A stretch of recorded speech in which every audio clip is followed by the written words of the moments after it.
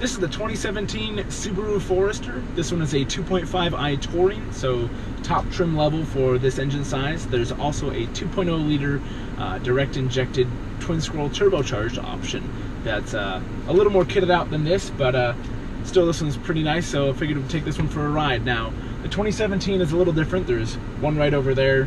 The front end's been changed, but the general size and shape and features and all that have remained the same since 2014.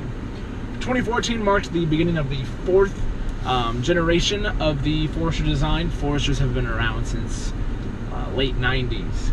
And the fourth generation was a big hit because they finally addressed a lot of fuel economy stuff and just refined it quite a bit more than the cars had been before. So midway through that cycle, being the 2017 model year, the Forester got another little bit of an upgrade. In that they've updated the front end and the rear end and the wheels aesthetically, but that doesn't really change a whole lot outside of how it looks in pictures. Inside, they've changed a little bit of the options as well. You'd have a little bit nicer features in here. This one specifically has the brown leather interior in the Touring model. That's an option, which looks very nice, kind of classy. But the main thing that they've changed in the Forester for 2017 is the ride quality.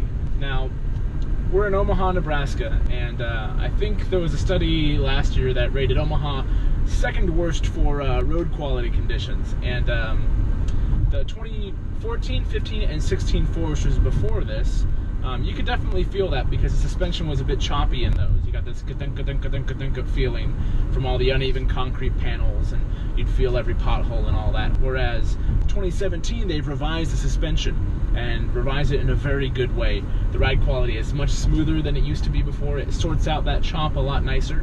But then also, even though we're in the top of the line Forester in terms of trim level goes, they also have acoustically treated glass and sound deadening material in all of the Foresters, so they do sound quite a bit nicer.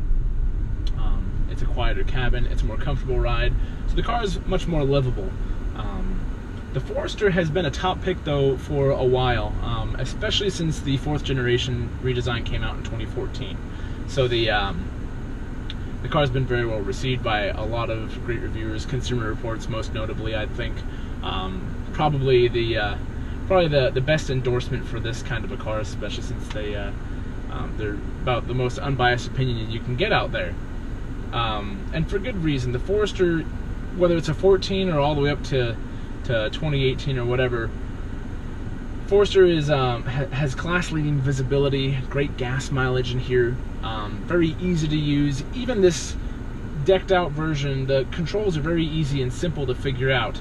There's a lot of you don't feel like you need to take a night course to figure out the features in these, even though there are quite a few options at your disposal. So strengths for that, but then also I think what's different between the Forester and everything else in its class, the RAV4, the CRV, the Ford Escape, there's a lot of vehicles that are in this size category, but the Forester is the only one that's full-time all-wheel drive, and standard all-wheel drive for that matter. But then also has class-leading visibility in here. You can see quite a bit out of this car compared to others where the pillars really start to get in the way, and you really can't quantify that in reading reviews or looking at statistics online and comparisons and price and things like that. You really have to be in it to be able to feel how open this feels. And the more visibility you have, the more confidence you have.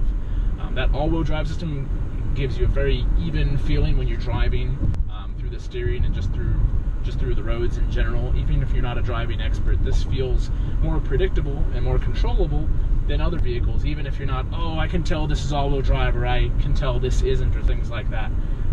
Very planted, very even, very smooth in terms of how they handle.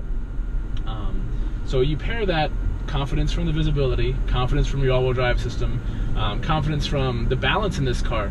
All Subarus are using a flat 4-boxer configuration, and while that usually lends itself more to sports car designs and giving it tighter handling, it means that this car, which sits 8.7 inches of ground clearance, makes it feel more like a car because you're just planted on the ground quite a bit more. You don't feel like the leaning tower of Forester in the turns. So the balance in this, when you're turning, especially in a tall vehicle, especially if you're not used to driving a vehicle that is tall up off the ground, it still feels very controllable, very easy, very predictable. And these are all traits that make the Forester feel more like a second skin when you're driving. You feel more comfortable quicker in this car than you do others because things are laid out easy. You have great visibility. Things don't feel as, oh, that was weird, or oh, that was odd, or oh, I'll get used to that. The Forester is very easy to live with right from the start, which makes it a great option. If you're in the area, I'm over at Baxter Subaru West Roads off of 680 and Dodge Street in Omaha. If not, definitely go check out a Forester at your Subaru retailer near you, because they're great cars. My wife, sister, and dad are all in Foresters, and for good reason. So definitely go out and drive one. Go check it out and see what all the hoopla is about.